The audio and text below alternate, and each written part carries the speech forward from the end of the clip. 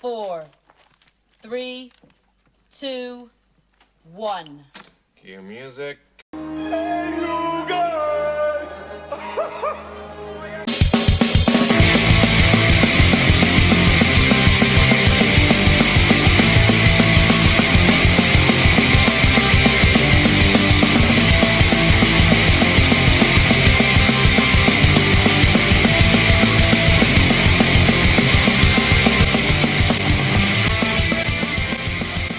Welcome to Be Kind, Let's Rewind, the nostalgia podcast no one asked for, with your hosts, Chris, Leaf, and Chadwick.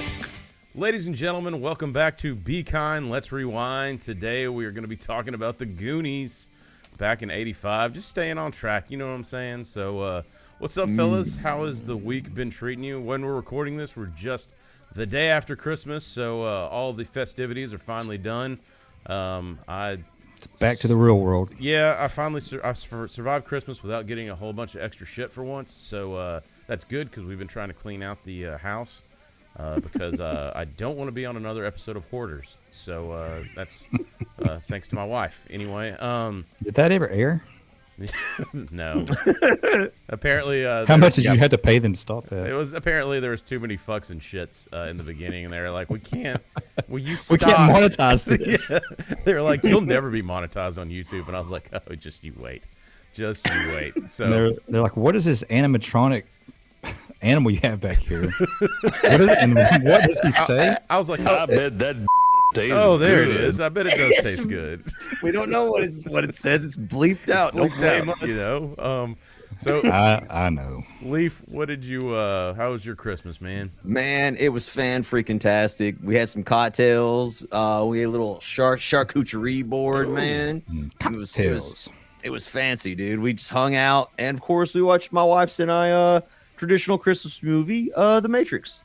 Oh. A Christmas classic in our home. It Actually, was excellent. pretty appropriate to the Goonies because one of the Fratelli brothers is in the Matrix. So. Yep. Which my wife did not know until we just actually watched the Goonies today in preparation. So it's fresh. It's fresh. Yeah, did the same in the old noggin, and she did not realize that was indeed Cypher as one of the Fratelli family mob members. But Chadwick, how was Francis.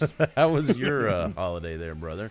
That was good, man. It was very minimal family interaction. We had Christmas Eve over at the in-laws, and then we had a hearty breakfast. That does sound good. I'll be right back with that for you. Christmas morning at my parents' house, Nice. and I spent the rest of the day on Christmas just like put shit together as always. Nice. No box or any bullshit like that. It's like office chairs and Yeah, you got a grown ass son now. He's asking for Yeah. ties and suits and shit, probably. no, Actually, no, just money. no, Money. Yeah, no, he is your son. Yeah, He said, give me all the money. But he's a quarter Jew, not too shabby. Not too shabby. Yeah. You said you earlier you had a another gym story, which I believe are starting to become popular here on the pod. Yeah, everyone's favorites. Yeah, so a couple weeks ago we talked about younger people just not having good gym etiquette, or whatever. But apparently that goes for older people as well. Especially in Las Vegas. Damn it, dude. Just People put don't your forget. hog up, bro. People don't forget. Put your dick up, man. So in my gym, it's like sectioned off. You got like your weights in one area. Then there's like a CrossFit area, and I like to go out there and do walking lunges, which Chris likes to do with me sometimes. Yeah, they're called Bambi legs. Yeah. Yeah, where you shake and you look like a baby deer because you can't stand up. So just kind of set the scene. There's a wall at the end of the room, and there's just like a row of chairs, and so I'm in this turf area. I'm going back and forth, 10 paces out, 10 paces back, and there's this kind of older lady, I'd say probably mid to late 50s, and she's sitting in one of those chairs, and she's obviously like watching, like she knows I'm going back and forth, and but there was something disturbing, like right off. Like she had silver hair, but it's like in one of those pixie cuts, like she looked like a Shih Tzu. She looked like a book burner, like she probably just moved from the town in Footloose. Yeah. But like she's been there her whole life, so like she still thinks like them. Yeah. I get it. Yeah. But so she watches me like Turn loose. I've got these like 50-pound dumbbells in each hand, walking back and forth. I go 5 sets, and on my 6th set, I'm walking out.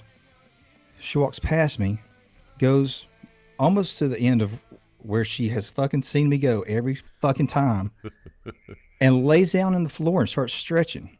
Oh, God damn it! I don't care if you're old! Seize the gap! You old fat bitch! and I mean, she even like looked me in the eye one time, like as she was sitting in the chair. She like, kind of smiled. I was like, okay, she's applauding the effort, whatever. Yeah. No, she's just thinking, I'm about to fuck up your day. Yeah, and well, see, what you should have done is, because I know you, and I think you and Craig Robinson sweat the most on the planet. So if you should have just lunged over her and let the water fall off your forehead, just baste her like a turkey is what you should have done. Dude, what if she opened her mouth right when you did that? She just starts drinking it up, dude. Like a damn... That town of Footloose is fucked up, man. I guess it's just our generation that has any respect for fucking anybody anymore. Respect. Like, Yeah. Respect.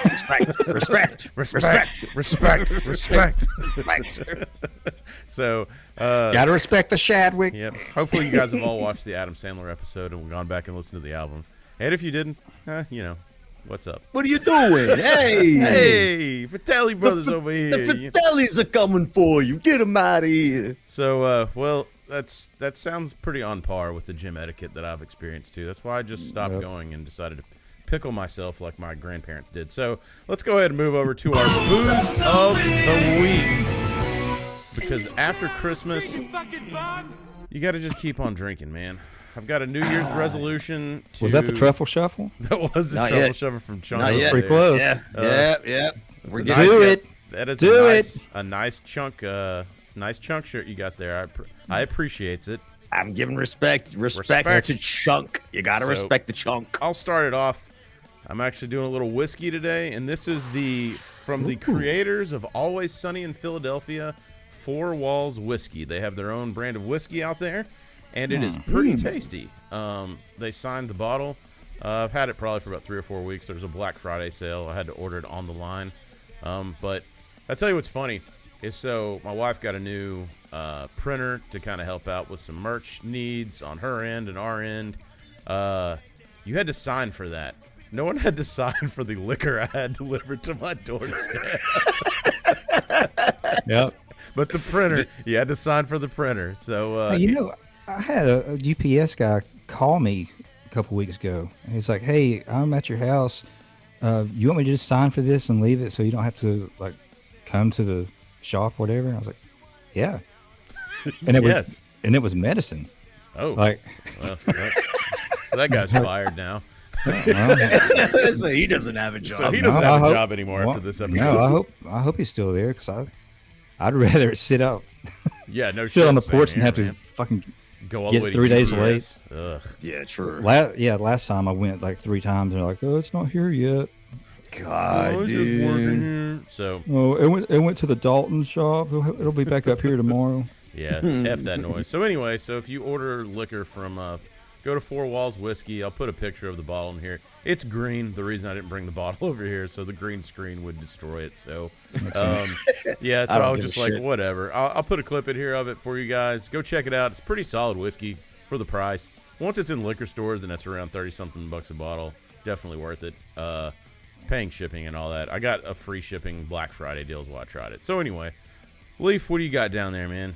Bro, I'm not gonna lie to y'all, man. I'm wearing the Hawaiian shirt, representing my inner chunk, dude, and got something to match it right here. It's a little bit of Christmas Negroni, baby. Wow. That we had left over. Yeah, my wife garnish? makes these. A little garnish right here, a little sprig of the hell is this thyme. This is rosemary, something like that. It gets shit. Sounds good, man. Shadow, what do you got over there, man? And I have switched gears tonight. You guys see this? Oh, the buffalo trace. Dude, I It's thought you were eating like Zach sauce or like some sort of like yeah, marinara packet. yeah, I'm just drinking garlic butter from Papa John's. So what is that? Because Pizza Hut's not giving me any love. Yeah. Explain to everybody what that is. So it's Buffalo Trace bourbon infused coffee. Wow. So you're And getting a double coffee whammy. caffeine fix with some bourbon, or is there any bourbon in it at all? Well, it sure tastes like it's got bourbon. We'll find out a little bit later. And you had to buy it from the liquor store. So Yep. Okay, so it's legit. Yeah, man. How's it taste? I like that. What do we say? yeah, I mean, it tastes great. Like Nice. yeah, and I don't know if you guys have ever tried Buffalo Trace Yes. bourbon, but it's Yes. great. Very Yeah, good. Very it's good very bourbon. good. And in this area, it's actually kind of hard to find. Yeah, we're in a bourbon snob area apparently, and that may be like everywhere, but I feel like the good kinds of bourbon are starting to become harder to find because there's people. I work with a few of them, and they are friends with the dudes at the liquor store, and they're there to get the hey man, we just got X amount in, and liquor stores overprice it because of that supply and demand. But First come, first pick. Dude, it has gone up a lot. yeah, for sure. There's a couple of them that I used to buy that were like that, and I was like, now I'm just like that. Eagle Rare, it's really good. But dude, the liquor store down the street was selling it for $70 a bottle, and I was like, pass. 70 What was the one? bucks, What was the one you gave me? Was it Uncle Forester? The Old Forester. Old Forester. Yeah. Yeah, one's- I just finished that off last night. Yeah, that one is really good, like Yeah, the it 1920. But it's I kept also that one. sneaky because I think it's like 60% alcohol or something when whiskeys are usually 40, but you can't taste it, so it's not like overly bitter.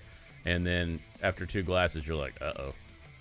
Yeah. Well, yeah, what have I done? So, I kept that in the freezer and just like poured it straight. oh, dude, I didn't Yeah, do it that. was- Next time I buy that, I'm going to do that. But that one's actually it was reasonably great. priced for what it was. Well, all right. Well, let's just go ahead and move over to our topic because this is going to be a pretty good one. Hey, you guys. Inner maniacal laughter. Yeah. So this is The Goonies from 1985. Leaf, take it from here, baby. Listen, this is an absolute classic. I just want to remind y'all, put your comments, like, share, subscribe, follow if this one hits for you, because I know it definitely does for us. As Chris said, a 1985 classic. Absolutely. And if you wanna share your stories, because we're sure as hell about to share ours in the comment section, and share this with somebody that this particular episode with somebody you know that's seen this movie, or hey, maybe y'all can watch it together. Yeah, dude.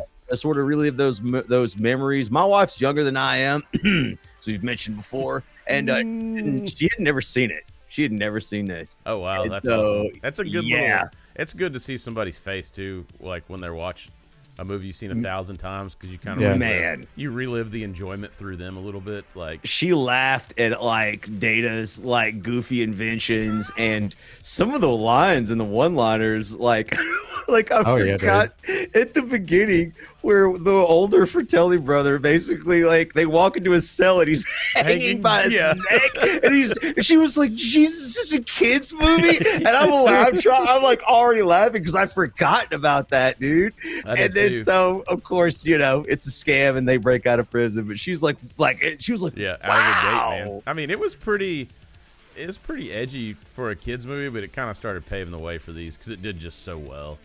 Oh man. It's just a solid movie, man. So you want to give us a I guess we'll start off with, when do you guys first remember seeing this? Because I will have to confess, dude, I didn't see this till the 90s, and it was when it was on TV.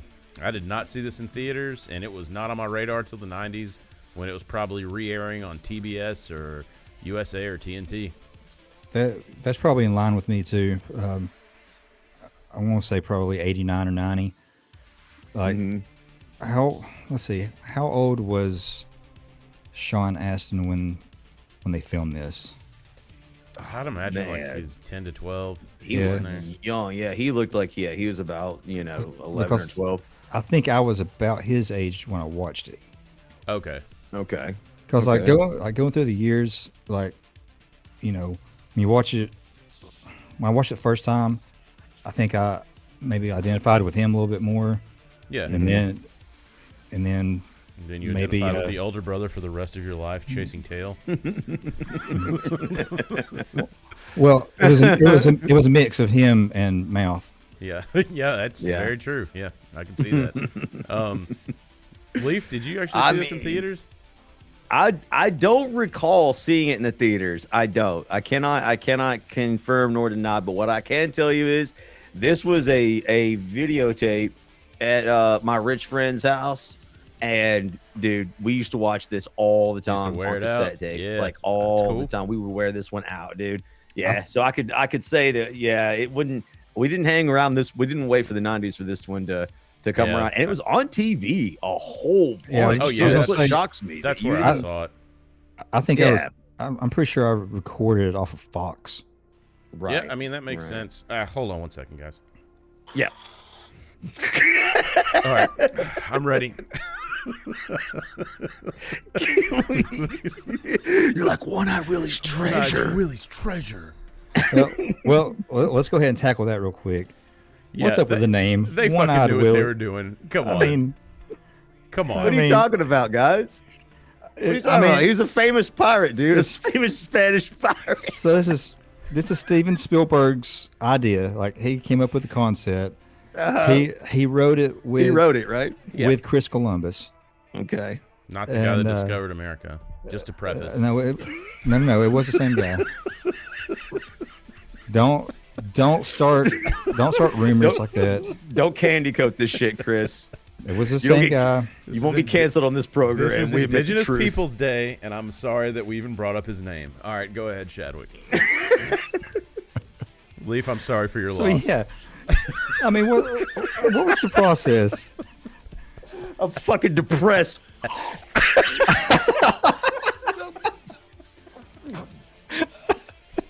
God damn, we're God, coming I'm out, depressed. yeah, we're coming out hot, baby. Jeez. Hey, Mikey. I seriously can't continue. It's everywhere. It was worth it. Just worth it for the clip, man. God. I don't even remember what we were talking about now. Jeez. Shad was trying to give us some facts, dude. Yeah, we're talking about like we're talking about that explorer that Yeah. almost genocided the Native Americans. Yeah. No, all right, we Steven Spielberg is like, cancel these fucking idiots now. Get rid of them. You know, Spielberg's the type that just Googles his name, so if this comes up on anything, he's going to be like, Dude, he's watching and be like, Nope. He's got a glass of whiskey. He's gonna turn on his weather machine and strike us down. I didn't realize, though, too, they, because Donner was like, they were like co-directors?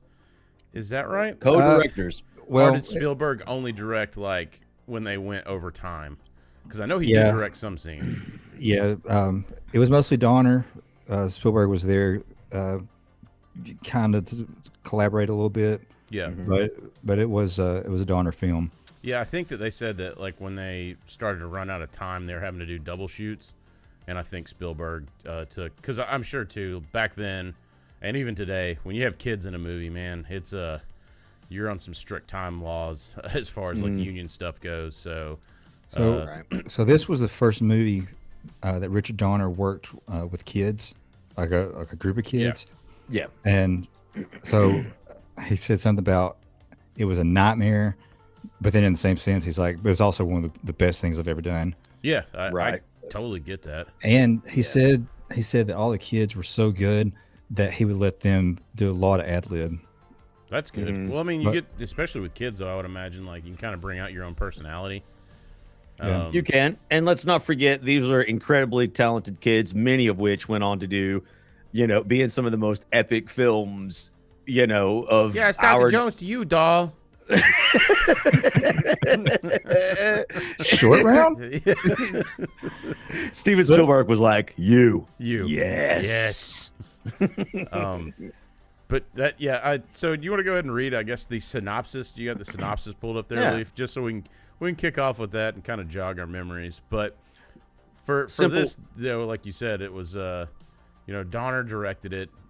Spielberg, you said co-wrote it. Is that right? Or helped co-write With this? Christopher Columbus, yeah. Yeah. That's debatable about how much like influence he had. I'm like in it. I just want to say this feels like he may have had a little more hand in it than. And I mean, I've done a little research that says that may or may not have been the case. What, Spielberg? Yeah, like clearly Richard Donner had the reins, but I feel like Spielberg did have a little heavier influence that I think he wanted to let people in on, because if you look at this is so. If you can get his influence, I mean, back then, especially, like, why the hell would you not? At Dude, this point. if you watch this movie too, I really honestly feel as if it's so reminiscent of so many movies from that time. Of course, Indiana Jones, like Chris just mentioned, and a lot of the stuff that Spielberg did, E.T. Hey, so if you guys remember from our Lost Boys episode, and if you haven't seen it, go back and watch it. They wanted Richard Donner to direct Lost Boys based on the Goonies. success of this, yeah, absolutely, because it was gangbusters, man. Yep, It was. And It was a banger. and he was good to go with it, but it was going to be a completely different thing. Like, Yeah, it was going to be like Peter Pan with the pirates. I think. Peter Pan with pirates, and he was just like, "Nah, that ain't me, dog." But well, actually, thankfully, what happened was he was tied up with Lethal Weapon. Oh, that's right. Yeah, he's had. He's done all right. Yeah, for himself. he did that. He did okay. He did all right. Man, That I mean, Spielberg fella. he made everyone believe a man could fly. Yeah, it's true. It's true.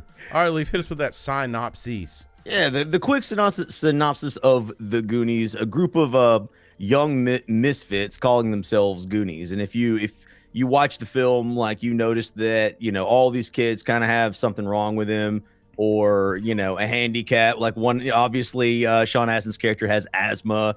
Like, the Data's character is invents things, but the inventions don't always work, and they're not very, very good. Chuck, of course, is fat. He's for childhood obesity for the 80s, and not even. Let's be honest. I should have identified with Shunk.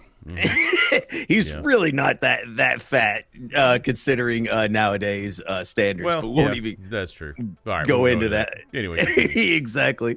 So the Goonies, they basically their neighborhood is basically getting taken over by rich people, rich contractors. They're going to build like a golf club resort thing. So they're basically buying up all the properties.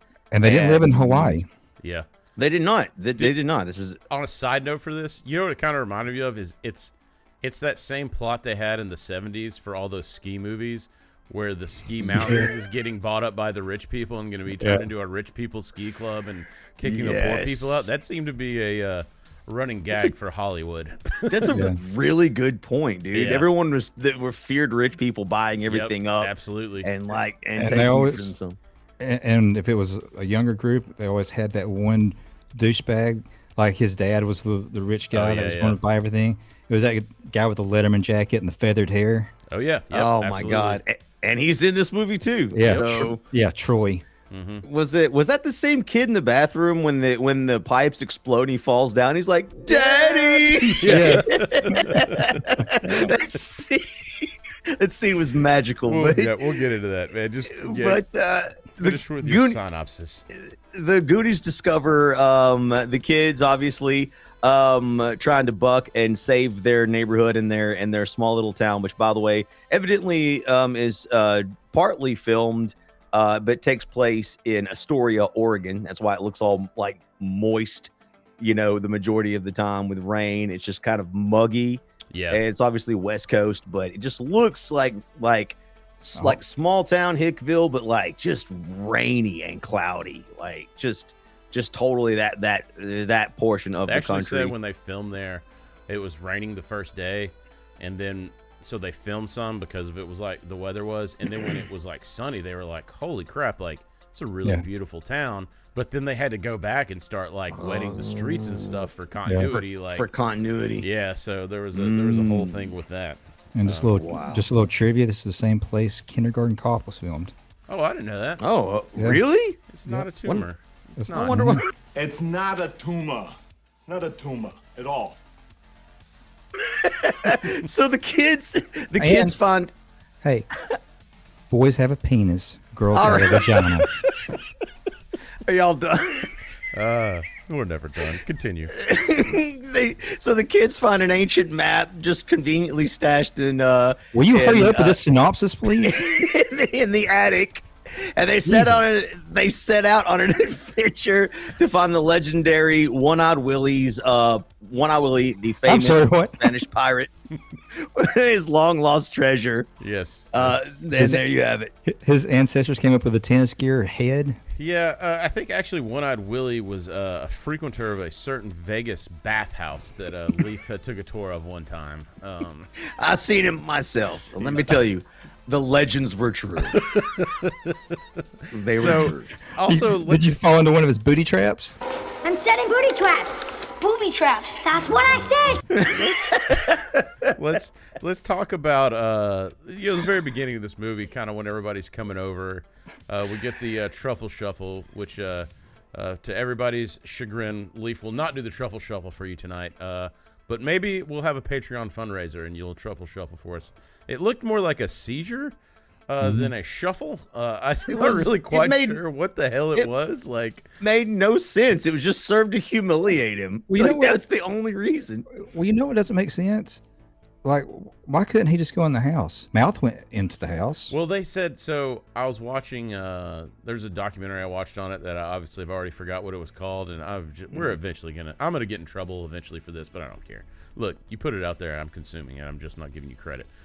So so the Donner said, like, and I guess I just assume, because Chunk's like, don't make me do it. But like Donner's like, because every time he comes over, they make him do the truffle shuffle before they like let him inside the house. So he knows, like, he's frustrated because he always has to do the truffle shuffle before he comes inside because childhood obesity is hilarious. Well, and later on in the movie, you kind of, in my opinion, like it syncs up because growing up, everybody has that kid that's like freaking absolutely annoying. And Chunk was that person. He was a klutz. He caused a lot of problems. He broke everything. Like, remember, even when they got One-Eyed Willie's map, like the main character, Sean Astin's character, just gives it to Chunk and counts to 5, and Chunk's dumbass drops it and breaks it so that Sean Astin's character doesn't have to take responsibility for breaking the map. Yep. Or the case he that just it was knew. in. He just knew that Chunk's a loser, man. He is a loser. So that actor, he read for the part of Mouth when they first read for it. And also another fun fact, this is where the Coreys met, was this audition. So obviously Haim did not get the gig. I guess he was reading for Sean Astin's part. So he didn't get it, which actually, when you look at those two actors as kids, they're very similar. Yeah, like, they were always kind of interchangeable with names. Yeah, same here. So like they were very similar. Yeah. But since I guess Sean Astin's mom was fucking Patty Duke, which no one else will remember but me, he probably got the nod due to a little bit of nepotism, which he's a great actor, but still. But that's where they met, was this movie on the set. But Chunk, so they told that kid, they were like, hey, like, lean into this Chunk character a little bit, and so he read for Chunk, and then he got it. So he read well for Mouth. They just said he wasn't what they were looking for. Like, I think that they probably saw. Just say it, Chadwick. Just you may run like Maze, but you hit like shit. That's it. The director was like, the character that read for Chunk actually originally was going for the part of Mouth. Yeah. And they said you sound like, he was an excellent actor, that kid. Yeah. But he was like, the directors basically flat out told him, you sound like Mouth, but you look like Chunk. Yep. And that was it. So like, also I love the character choice of using a high pitched no inflection voice. So every time he says anything, hey guys, what's going on? My name's Chunk. Oh God, I just shit my pants. I did all this other stuff. Hey, how you doing? My name's Chunk. Like the entire goddamn movie is that. For fucking every time he says anything, is that a bread? I just imagine that he was like always eating pixie sticks or something. Like, also, dude, enjoy that every time he cursed was when he like his fat ass couldn't get his food got taken away from him or something.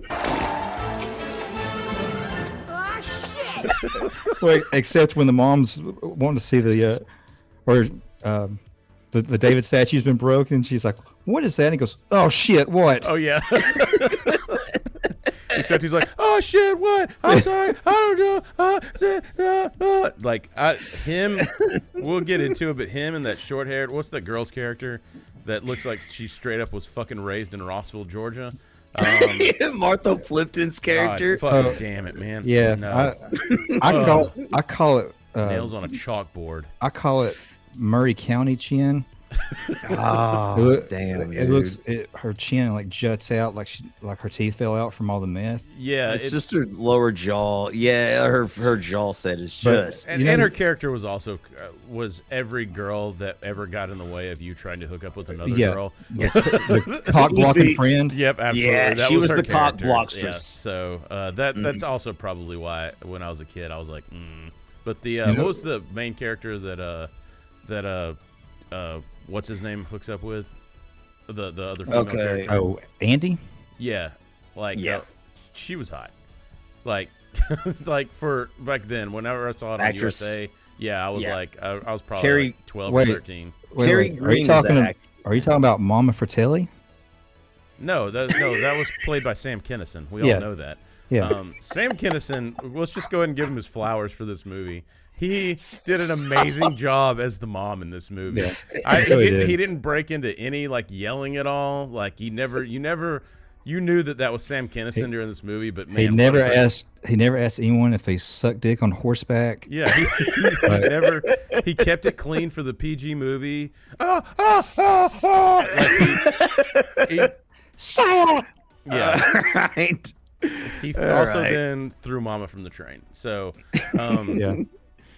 But so I just wanted to air my Chunk grievance and then that short-haired lady grievance. So well, you mentioned last night, like a lot of people like really like Chunk, like the character. Yeah. And you're like, I have an irrational hate for him, and I'm like, it's not really irrational.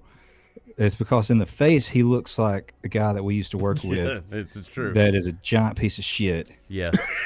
We won't give any more details in that because but except he got his just deserves. He did get his just deserves. So, cheers to you, buddy.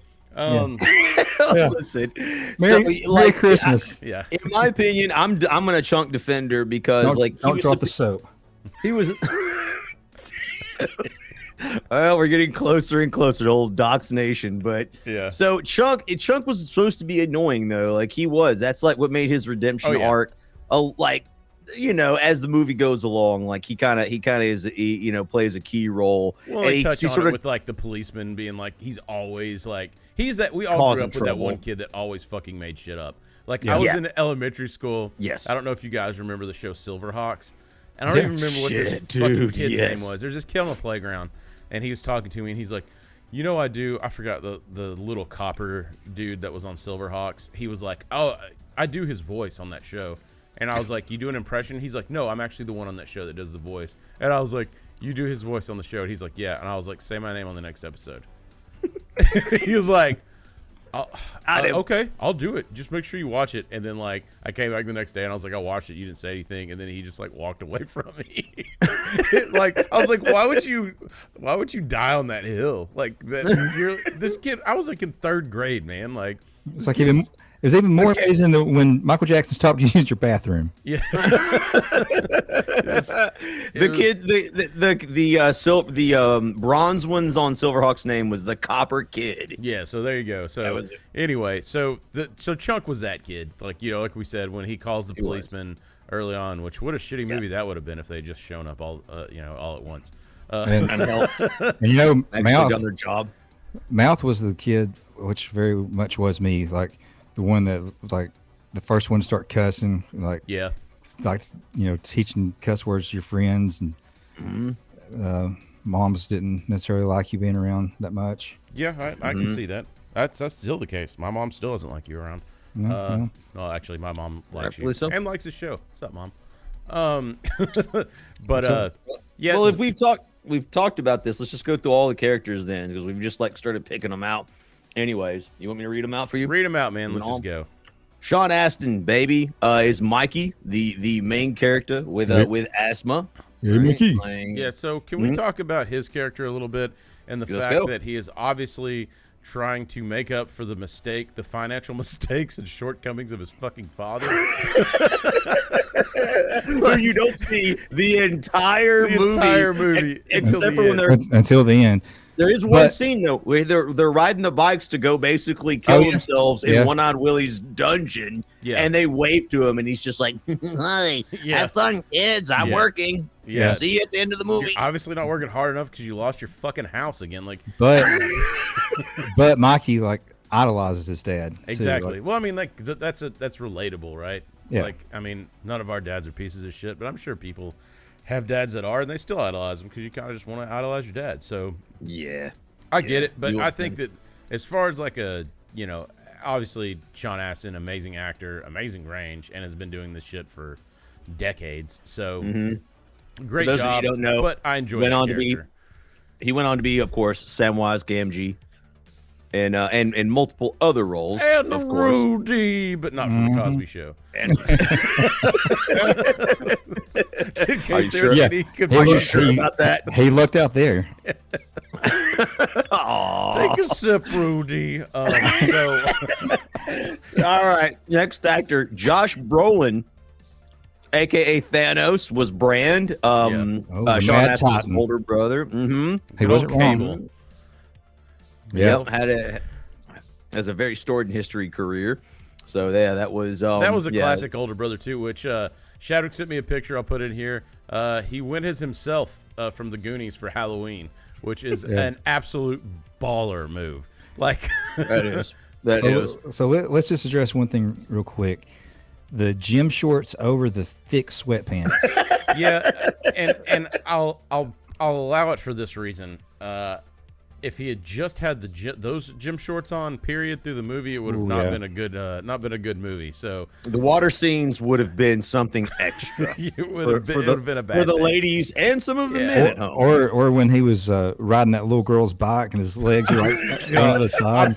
I feel for him every time in that scene too, because he's like got a crush on like Andy or whatever. So like, and then they pull up on him, and it's just like, also he even like gives her the bedroom eyes. Oh, like, yeah. across the car, and then that fucking douchebag Troy with the feathered hair grabs him and drags him down the road. Yep, absolutely. So, all right, man. Next one.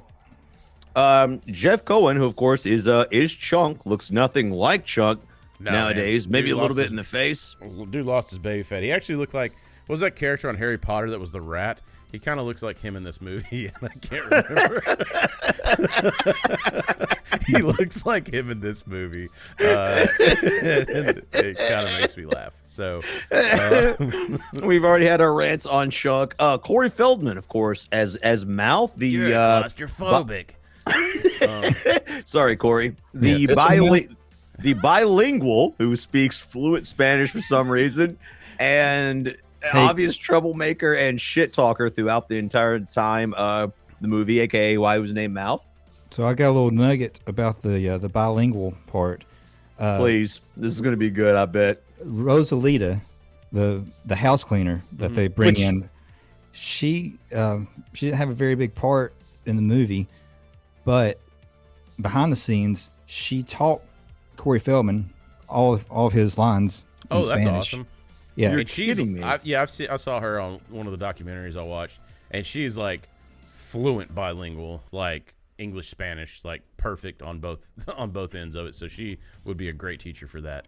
And that Maybe and that's one of the funniest parts to me, where he is supposed to be translating what Mikey's mom was telling her about, like, they're trying to get the house packed up because they're having to move or whatever. Yeah, and he takes the opportunity to like just make up all this bullshit, like you have to separate the drugs and put them in separate cocaine, drawers. you know? Which that like, makes if sense you- too, because I could speak a little bit of Spanish, and so like all the words I know were checking out. Like watching that back, like I was like, that's pretty accurate. Yeah. But that tells her- makes sense that she taught him those, so that's why it would be correct. He tells her if she messes up, she'll be locked in the basement for 2 weeks with no food or water, with the cucarachas. With the cucarachas, and I like that she's just like, because her life is so shitty, that alternative is better than what her current life is. So she's like, okay, I'm gonna roll the dice on this one.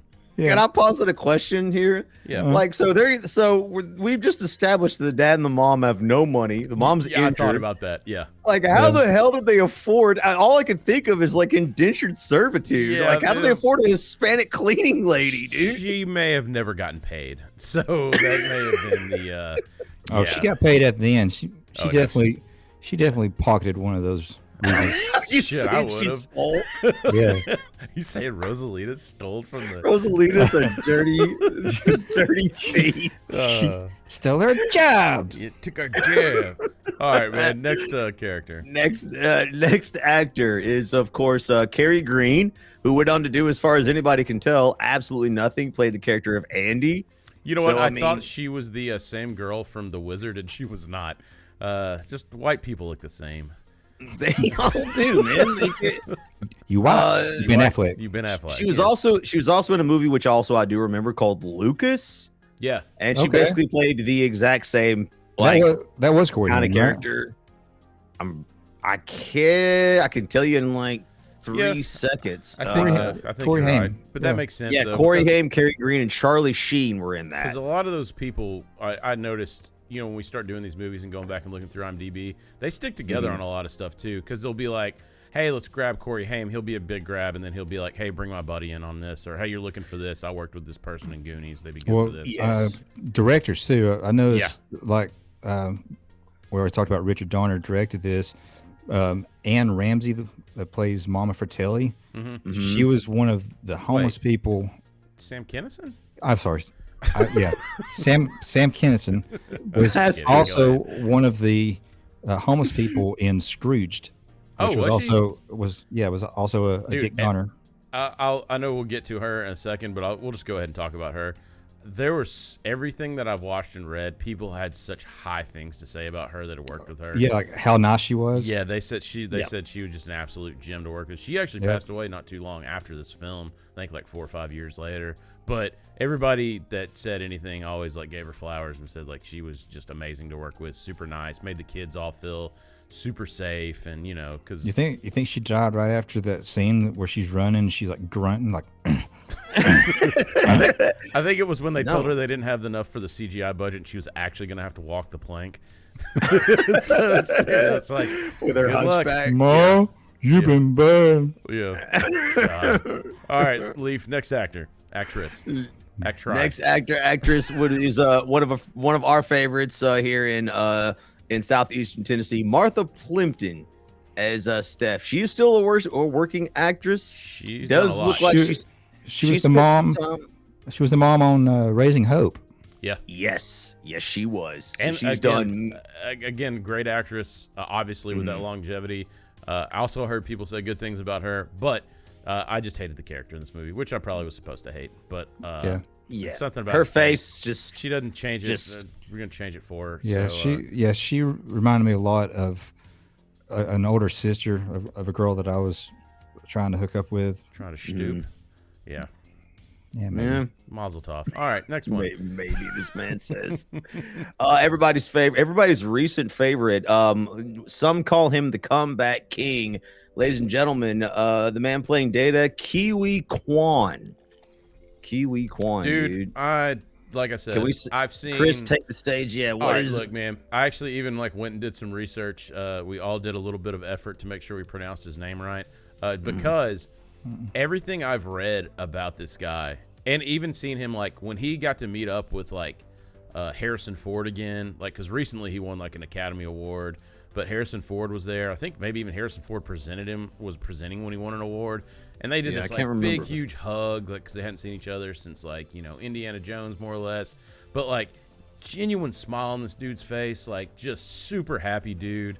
So I'm really happy that like, and part of that success and part of the happiness is probably because he wasn't in Hollywood his entire effing career. So he didn't have, the bastards didn't have a chance to grind him down so much. But want to give this dude major props, because just what a resurgence, and what, like, you know, from Indiana Jones to this, like, what a funny, like, comic relief character. Like he was in a lot of these. He was in Encino Man. Was he? Who was he in Encino Man? Kim. Well, I'm reading that. I'm not making that up.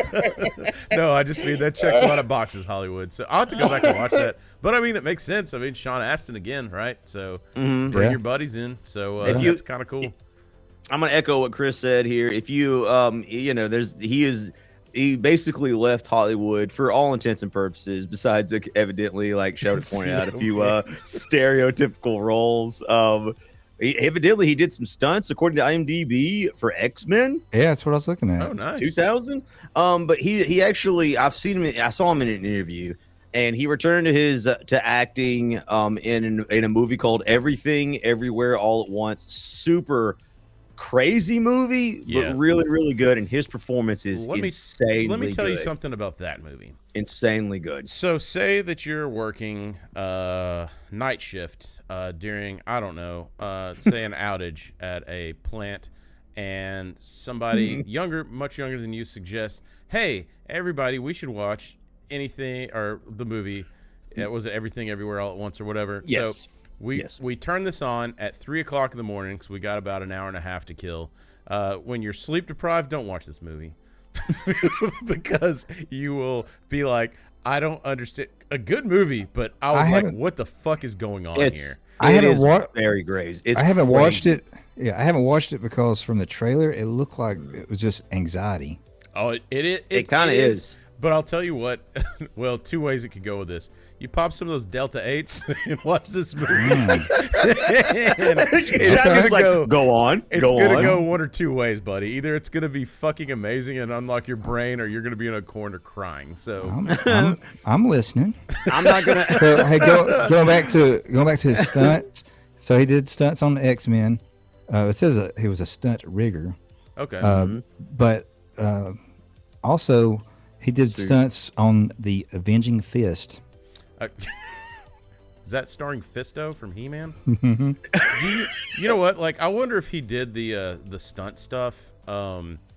Because when you're in, like, SAG, you got to log X amount of some hours. I wonder if that was like an insurance thing. If he just kind of kept that to keep that.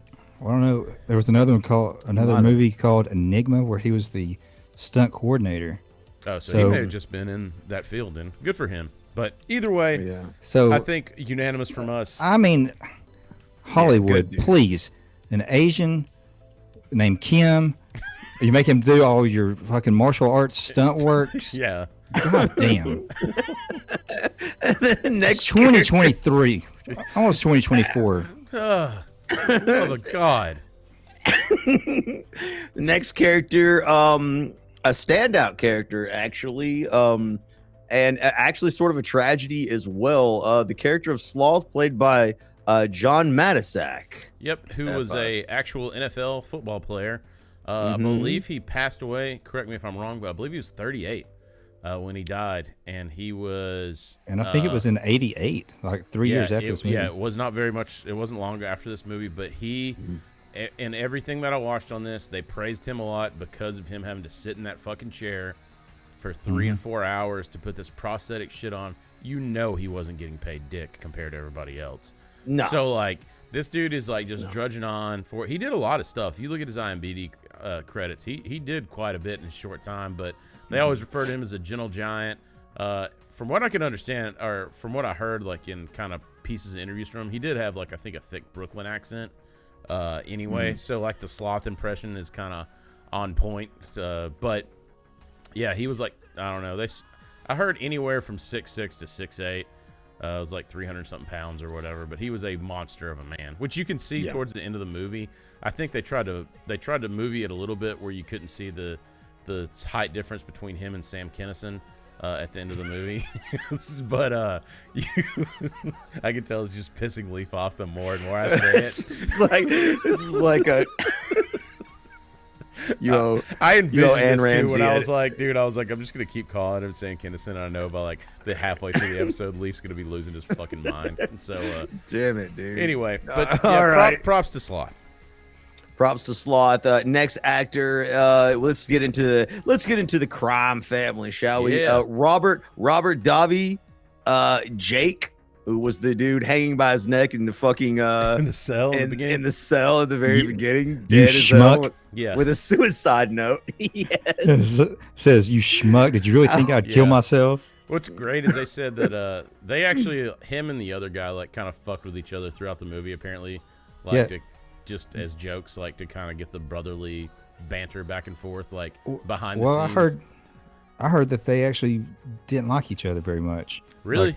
Like they really did kind of argue a lot, and they were both there to audition at the same time, and I think it was Richard Donner heard them out in the waiting room or whatever, just talking back and forth, and he's like, "Oh, that's them." Nice. Yeah, this guy that you're talking about, he is, any interview I've seen, like, wasn't much of a stretch for him to play this character. It's basically leaning into his roots on this one. So hell of a singing voice. Yeah, it really did. Like, that was impressive. Yeah, it's pretty cool. That's all Okay. outside of me. Let's Thank not you, Ace. do your Clark W. Griswold impression. Next actor is a brother, Francis, played by Joe Pantoliano. Also, Of course. like we said earlier, in The Matrix, he's done quite a bit of things, but he also, in his interviews, not a far stretch for this movie either. Definitely that Italian roots, you can tell obviously by the name. So Yeah, he's played a lot of Italians. He was, of course, Cypher in The Matrix. They had fun. Apparently, they had fun on set with the hairpiece. Like the other brother would fuck. He was talking about he would fuck with it, like before a take and stuff, and he'd be like, they'd get mad at each other. But Well, another bit of trivia: fratelli means brother in Italian. Garçon, Really? Garçon means boy. Garçon means boy. Thank you. All right. Shout out, Gibbs. All right, mouth. All right. All right, y'all go. And of course, Chris and Chadwick both owe an apology to Anne Ramsey, Sam Kinison. Mama Fratelli, who just She was thrown from a train, for God's sakes. What do we for do? God's sakes, with Danny DeVito, an excellent movie. Yeah. Anne Ramsey is actually Yeah, Great. she really is a great actress. She played a teacher in Back to School with Rodney Dangerfield. Okay. Yeah. Remember that? Yep. That was she did. That was Kinnison. I know. I remember that. Played I'm just along. going to go along with it. I'm done fighting you both. It's sad. All right, Everybody so- remembers Mama Fratelli, played by Sam Kinison. So just we've put pretty it in the much books. we've touched most of them. So let's. That's it. All right, That's so let's kind of run through on this, like we already talked about, a little bit of the location shoots and things like that. You did mention before we went on air, we kind of talked about Corey. Corey Feldman's kind of he's got his little touring band. We'll play a clip now of that.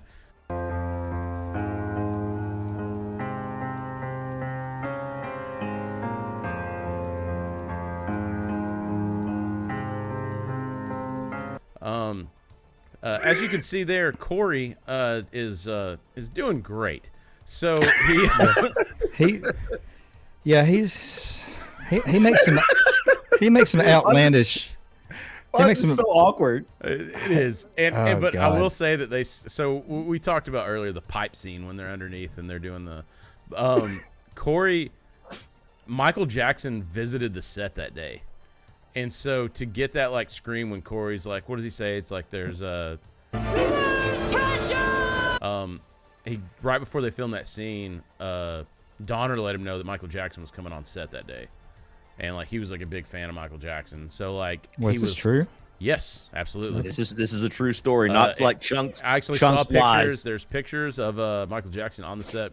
But so like that, I guess that got him extra amped up before that take, and that's what Corey credits, that little scream right before the pipes burst and all that, like that he was able to get that out because he was really stoked he was going to get to hang with his friend Michael Jackson. But his best, later on they became best friends to the point that, I mean, Corey showed him a few dance moves, Corey, dude. He taught Michael how to. That's one of his claims. Corey said he taught Michael he makes Jackson. some outlandish claims. So I was also thinking when I was watching the beginning of this movie and throughout this movie, could this movie sue the board game Mousetrap? Because all the Rube Goldberg like contraptions that are in there. This was a giant game of Mousetrap. I'll tell you, I see it's the craziest trap you'll ever see. Please find the theme song. I will. I'll find it. But if you've never played the game Mousetrap, which I've never played, I owned it. I didn't play it. I just set the shit up and like rolled everything in motion, which was this outlandish. And it gets to the very end, and this fucking net just falls down on a rat. Piece of a plastic. Which rat 9 times out of 10 it would jam somewhere. It wouldn't fucking work. But I'll tell you what. Whoever made these in the Goonies were fucking flawless. So, Lord forbid they walk fucking 6 steps down the stairs to let Chunk in. It was one maybe it was Data. Yeah, I mean, also Data had found his. He broke in with a zip line, dude. Dude, he did. It was pretty dope. Like, no wonder that like house was in ruins. You have all these like fucking insane kids parachuting, ziplining in. Like, Jesus, crashing in. Shitty parents. They're financially irresponsible. They got shit in the attic. But here's your new Mexican maid. Enjoy. Let's try to remember all of Data's inventions. He had the pinchers of power. Yeah, which again goes back to if you just watched our Batman episode. You know, this guy right here is a fan of the fucking fake chompers. So he loves them. That shit fucking makes me laugh. I don't know why, but it saved Data in this movie from the punji sticks at the bottom of Willie's cave. Slick shoes. Yeah, the slick shoes. Which what was the horrible lower back support that child must have had with his shoes, with these springs and gadgets in them. And then the punching glove. Yeah, what was the name of that one though? It was called the punching glove. I don't know. Fisto. It was called Fisto. It was Fisto. Yeah. But that one was funny. And then his dad, in the most Hollywood shame on you stereotypical move at the end of this, has the same Fisto thing, but it's a goddamn camera that pops out. And I'll take pictures. Shame. I know your name. It breaks too. Yeah, it doesn't even work. And then, but it is kind of heartwarming though. He tells him that he was the best invention that he's ever created or whatever. I was like, that's all right. That kind of touched the heartstrings. That's why Data was good, like comedic relief for me. Like same here. Like when they're on the ship and like he falls through, and they're like, "Why don't you use the stairs?" And he's like, "Why don't you use the stairs?" He says, "Yeah, Data's falling. Nobody cares." Yeah, he's so mad. Yeah, in the third person. Yeah, he snaps. Yeah. So to go back to the scene with the pipes, I saw there was an outtake. Apparently, Spielberg, there was which I wish they had left it in there, and we would have seen the dad more. They had a scene where when they ruptured the pipes, these 2 gorillas escaped the zoo and hijacked like a golf cart, and it was gonna like periodically cut to them like shenanigans rampaging through the city, like doing goofy shit, right? Like And Spielberg, no one thought it was like a good idea, and it was one of those where they had to do a double shoot, and then Donner was like, "If you like it so much, you film it," and Spielberg was like, "All right." And then he was just like, and so he went and he filmed this scene, but apparently like they all said it's gone. Like it's not even on any DVDs, I don't think. Nobody can find it. It may be the thing I watched was from 2010, so it may be found now. I'll look for it to try to put it on here. But when they were down there fucking with those pipes, now it was like it led to the funny scene, but also I was like, what the fuck is going on? Like, why did they immediately start fucking with these pipes? Like, I didn't quite understand. Can someone fill me in on that? Like, why? I can't. So were they trying to get attention? Like, yeah, Mouth's father was a plumber, Yeah. And they were like, "You're a plumber. Like what can we do?" He was like, "Well, the idea was that they would bang on the pipes, mess with the pipes, and someone would figure out that they were down there because like sound will travel like through a pipe. So they started messing with their kids. They don't know what the hell they're doing. Right. So of course they just wreck the pipes instead and destroy. And hilarity ensues. Yeah. And hilarity ensues, and that's the thing. Like, then, and then when later they get on, found by the well. It's their time. It's our time. Then they down don't. Here. Yeah. You get the Sean Astin like speech of speeches. It's basically like, hey, like our parents are having to do what they have to do. Yeah, we're the Goonies. We're all misfits. Like even the girls who weren't even part of the Goonies are now involved in the hijinks. And he's like, hey, our parents are doing what they have to do. Like he admits he said, except that for our dad. You also get he doesn't do anything worth a goddamn shit. Down here, it's our time. It's our time down here. You also get that kind of dark little speech from Mouth where he's like, "But you know what? This one right here. This was my dream, my wish. Yeah, and it didn't come true. So I'm taking it back." Yeah, and that speech went nowhere. It was kind of just they never even talked about it again. Like it was like, damn, dude. Like and maybe no one said anything back to him. Yeah, he was like, "I didn't want to spend the night at Michael Jackson's house, but I had to." Allegedly. Dude, he was teaching him dance moves. Lay off, bro. He was showing Michael MJ Jackson, who came from horizontal mambo. Motown. Michael Jackson, who came from Motown and grew up in the music industry, was like, "Oh yeah, Corey Feldman. Maybe you can teach you. Oh, did I mention that I brought the moonwalk to the fucking stage? Maybe you, of all people, can teach me a goddamn dance move." Like, fast forward to Corey Feldman going. Yeah, have you seen Corey's dance moves? Yeah, let's just go ahead and cue up the skids from Letterkenny because that's what Corey is right now. Yeah, it's fucking terrible. So he's so that said, if he does ever tour, I'm almost envious. I'm almost envious, like being that so unaware. Oh, dude, I've said that often. Like the people that are so like don't lack all self-awareness and just like everything they're doing is fine and perfect. I'm like, God, I envy you. But that is a dark moment though, where he grabs the coin or whatever, and they continue in the well. Back to the Matrix. Ignorance is bliss.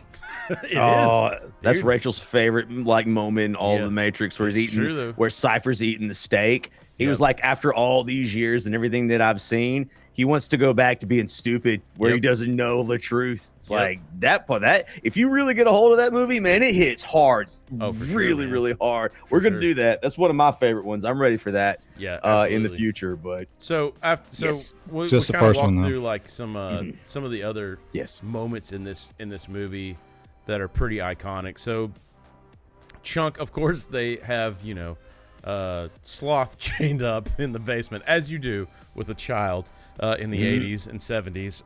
Don't forget, Sam Kinison does mention that, like, yells at Sloth to like calm down because she doesn't want to have to go and buy more chains from the zoo. That's a direct quote.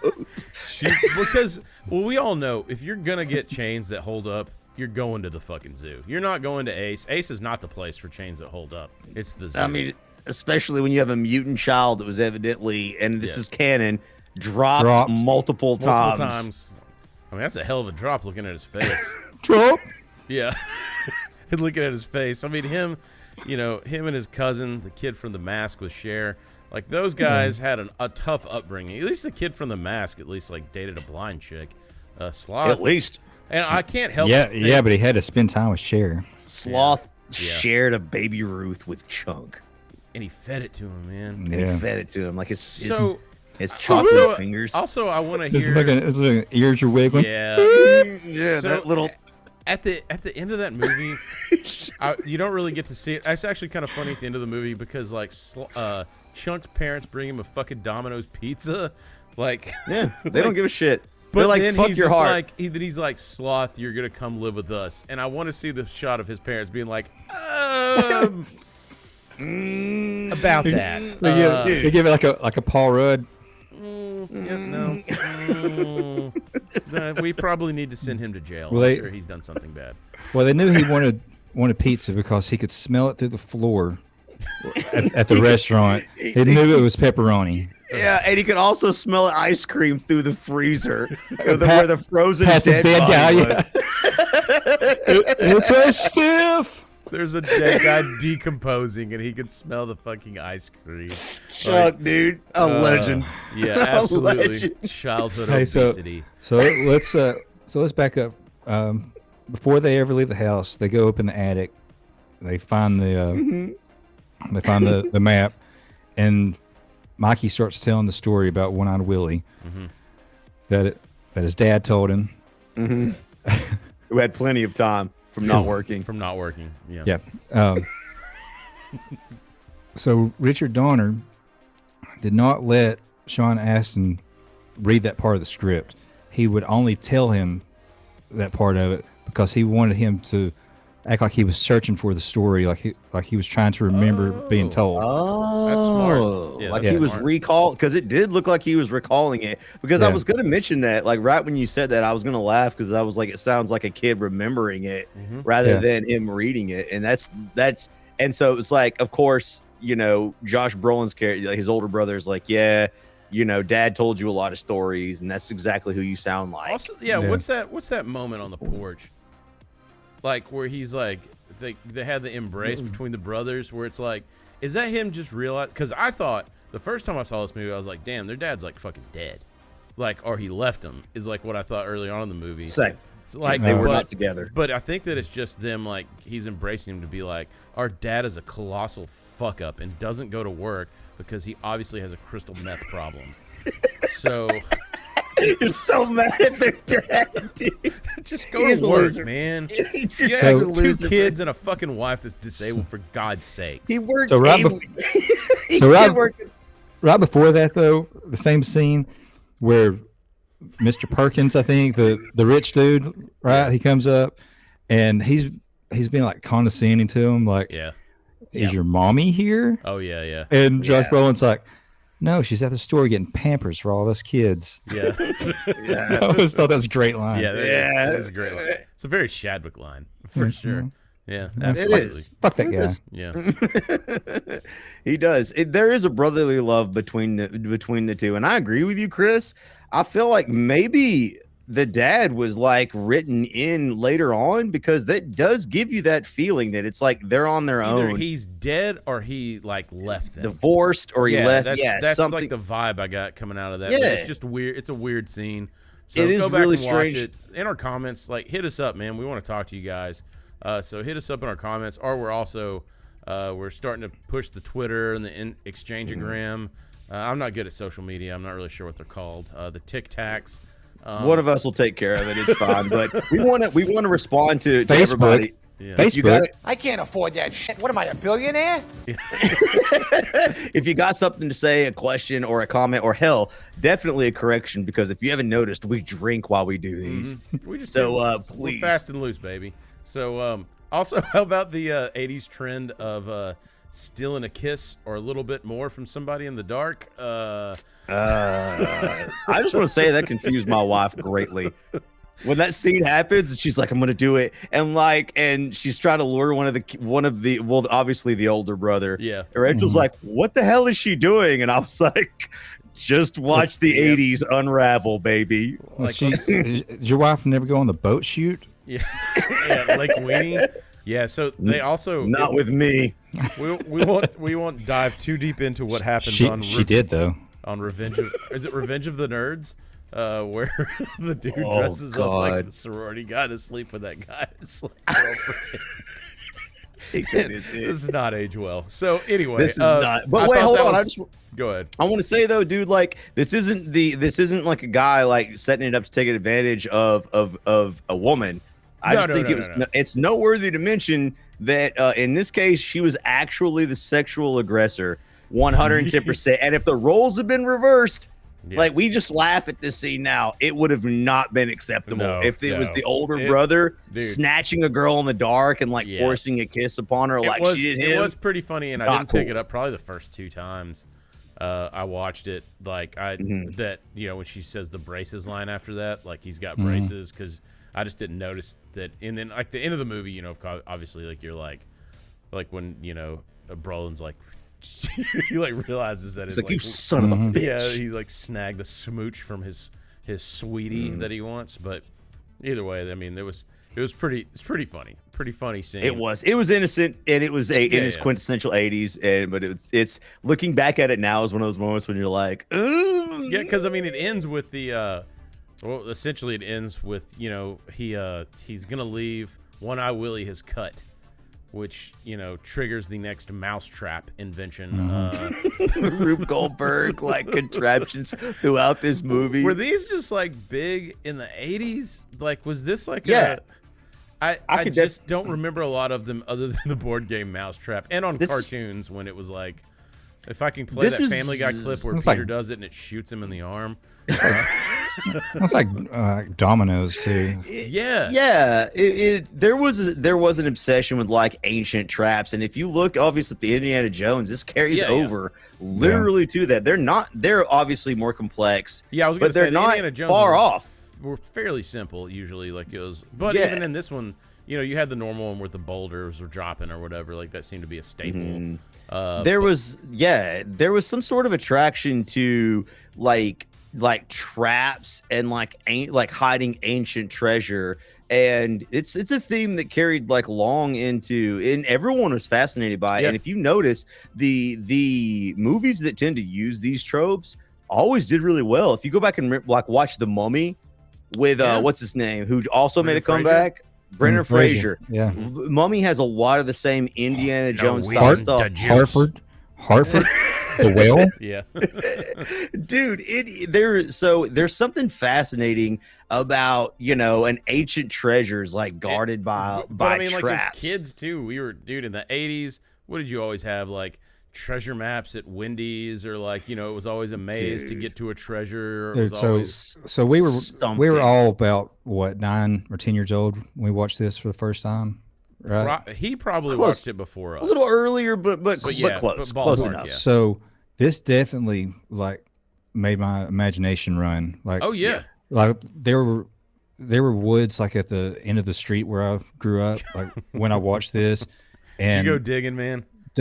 I wanted an adventure like so bad. Yeah, like, same here. Like I just like go out in the woods with your friends, and you would just like make up shit on the fly. Like, oh look, this rock, it's a key to this tree. Oh, dude, and it'll always end up with you like trying to dig something out, and then instead of finding a treasure, you found a copperhead that just bit your fucking face. Like that's usually what happens. This is the South. Yeah, I can tell you right now, my brother actually got in trouble multiple times for just straight going in the woods and just sawing trees down and like uprooting trees by their roots somehow. I was with him for several of those. Yes. Yeah, you were privy to, as was I on occasion, but he had an obsession with just tearing and digging stuff up even to other people's property that were not our own as a kid. And he was obviously quickly reprimanded for behaving that way.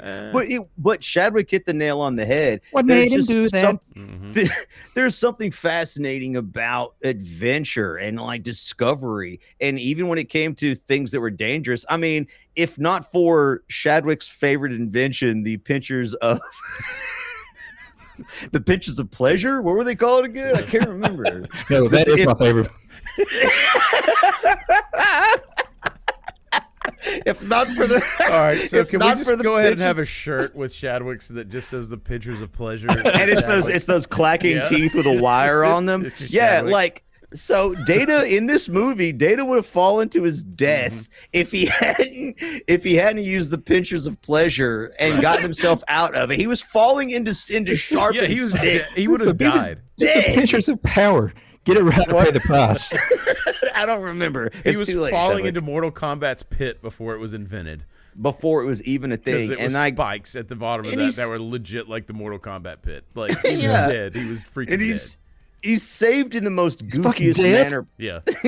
He's saved in the most goofiest manner like possible. But it's just that peril, that danger and the potential of treasure. And this movie, I think that's why this movie is a classic. So it rewards that feeling of like, you know, overcoming obstacles to get to the treasure, and then you see it by the time you get to the end where they actually find the pirate ship. Let me run this by you real quick, because I don't know if this is a product of kids in the 80s, fast money or whatever, or like, Yeah. I've always felt like my entire life I was chasing like the one thing that's going to set you up for the rest of your life. Yeah. Yeah. Like whether it be a quick, find or The big score. yeah, like a career in music or entertainment, or I discovered this invention and now I no longer like.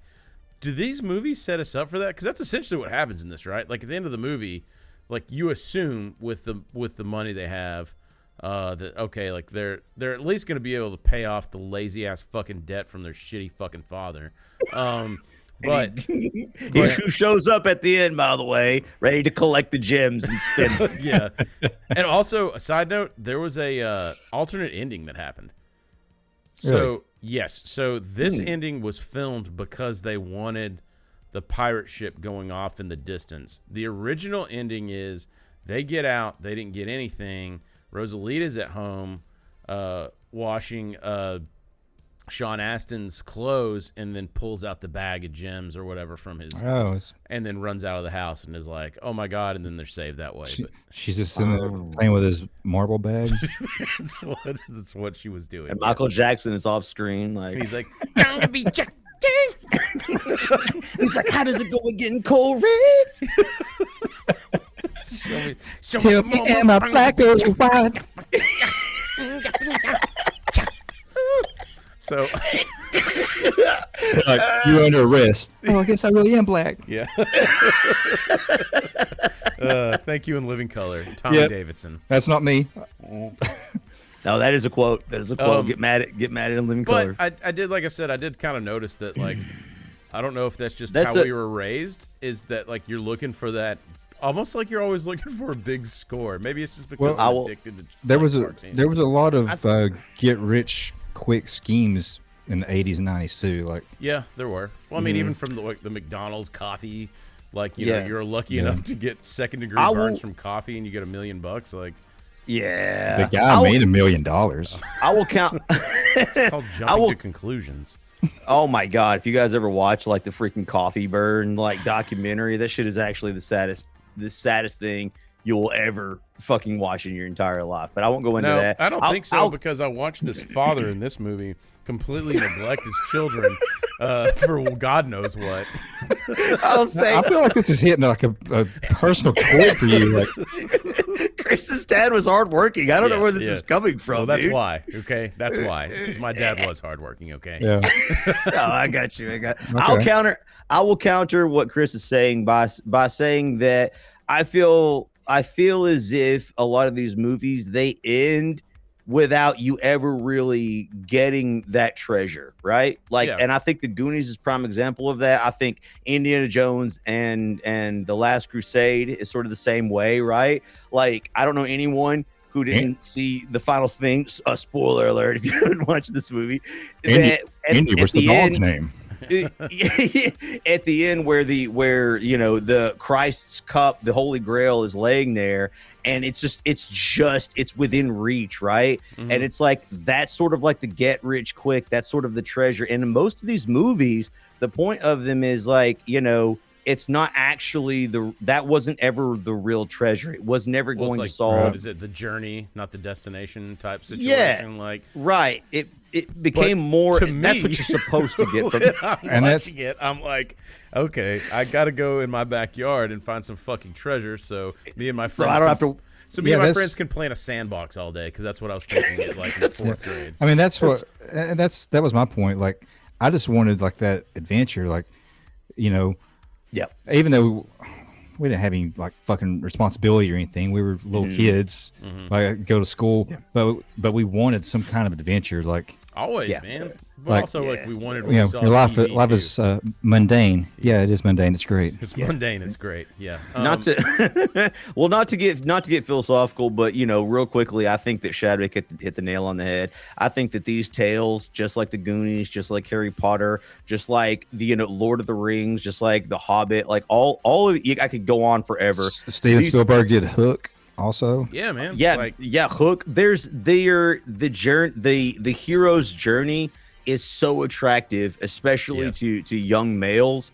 I know I felt it. I know Chris felt it. I know Chadwick felt it. We've all craved like adventure yeah, maybe we tinge towards the treasure. Maybe we tend towards the adventure and the excitement. Maybe one of us tinge towards, the friendship and the camaraderie that we like. I feel like we all approach from different angles, but that hero's adventure really calls to especially to young males. I can't speak for females, but it's there, and it's in the best movies. It's in there, and it's that risking your life for something greater, for something they better. talk about movies being influential, like a lot of times in Hollywood, as far as they influence maybe like an influx of movies like The Goonies. But like to me, like Chadwick's talking about, they're influential because like, okay, I'll go watch this movie. Now I'm gonna go home. Now I want to go do that. Now I want to go. Find one I really alley. I watched Robin Hood, Prince of Thieves, and I was out like cutting branches off a tree and making my own arrows. Oh dude. That's what I'm saying. That's exactly it. So you're talking about the hero's journey. And if anybody doesn't know, and this kind of goes deep, but check out Joseph Campbell. He was a professor back in the 60s, I believe. He was big on mythology, and he talked about the hero's journey. Yeah. And basically, you can follow like any Disney movie, any superhero movie. It's a person that doesn't feel worthy. It's an outcast, whatever. Yeah. And maybe that person, for whatever reason, gets like excommunicated from their family, from their town, whatever. Yeah. Something happens, they come back, and they end up being the hero. Mm-hmm. Yeah, and like the absolution, the return to glory. Like, yeah, that makes that appeals to everybody, because everybody, whether you want to admit it or not, has insecurities. You feel like you're not as good as Joe or Sam or whatever, the next guy or girl down the way, right? And so it appeals to you, like on that level of, I'm not good now, but one day I'm going to be great. One day I'm going to be the hero. Absolutely. Yeah. Once I go on my own adventure, my own journey, you're going to go do that. Like I said, like it's like sets you up, and then you end on the logical conclusion where Sam bricks in Frodo's mouth. Fuck you.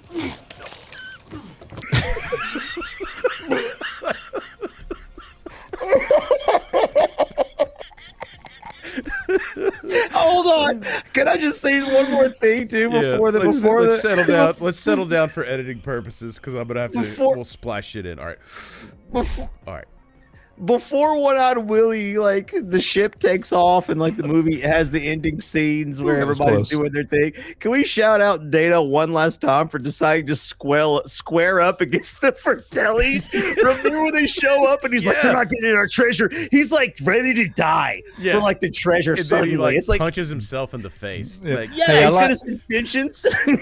I like where Data finds the counterfeit money machine. Yes. It's like $50 bill, $50 bill.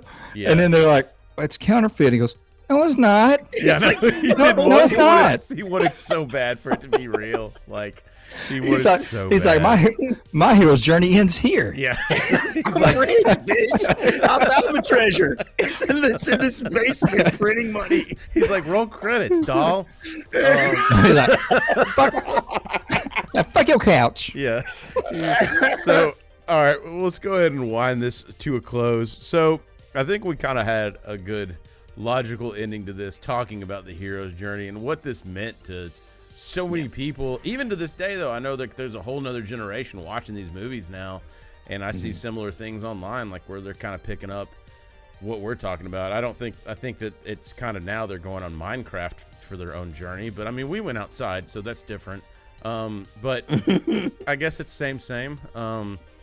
And I don't know, like, I can't recommend this one enough. If you haven't seen it in a while, go back and watch it. It's really good, and it'll really kick up some emotions too. I mean, hell, we may go have our own hero's journey after this at a bar, looking to see what's at the bottom of that next bottle.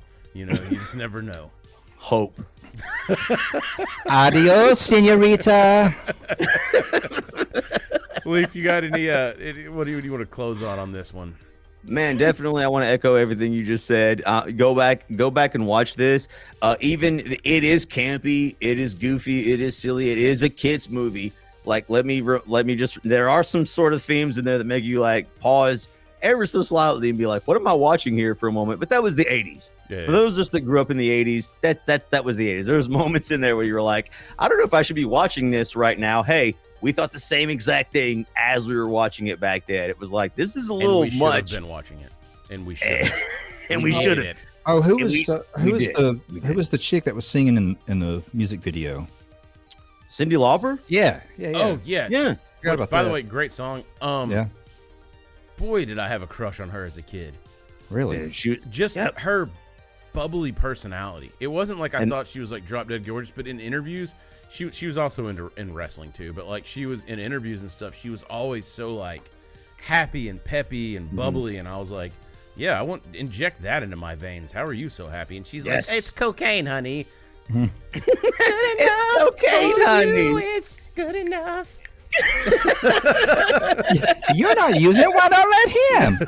Sure, baby. Yeah, baby. Yeah, exactly. So, anyway, Shadow, do you have any final thoughts on this one?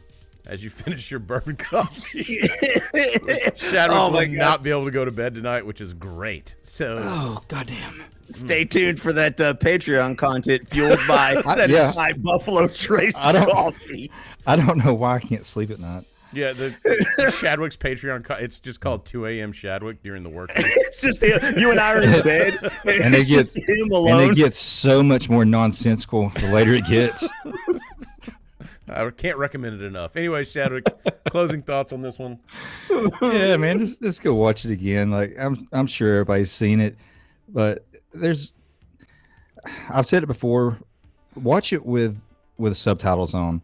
I don't really like watching movies with subtitles. No, you're correct. But watching an old one that you've seen 100 times, you're bound to pick up something that you've not noticed before. Absolutely. It's somebody in the background saying something like off screen, or maybe there's a line that you thought they were saying something, but they were actually saying something else. Yeah. And no offense to Ke Huy Quan, but some of his lines are sort of like really, heavily accented, with the Asian accent. And if nothing else too, that's what I said. You guys are going to see actors that went on to do insanely great things and to see their origins, if for nothing else, even if you don't like the campiness, even if you don't like the themes of the movie, if it's a little too silly or goofy, go back just for the actors themselves and watch. You're going to see actors that go on and do great things. And then you'll see all that, and then you'll see Corey Feldman doing this.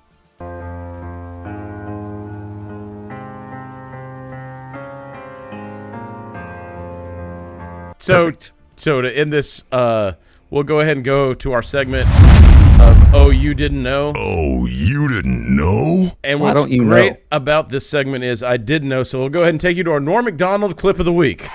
And finally, Weekend Update would like to congratulate Madonna, who gave birth to a beautiful baby girl last Monday. The baby weighed in at 6 pounds, 9 ounces, making it the 4th largest object ever to pass through Madonna's birth canal.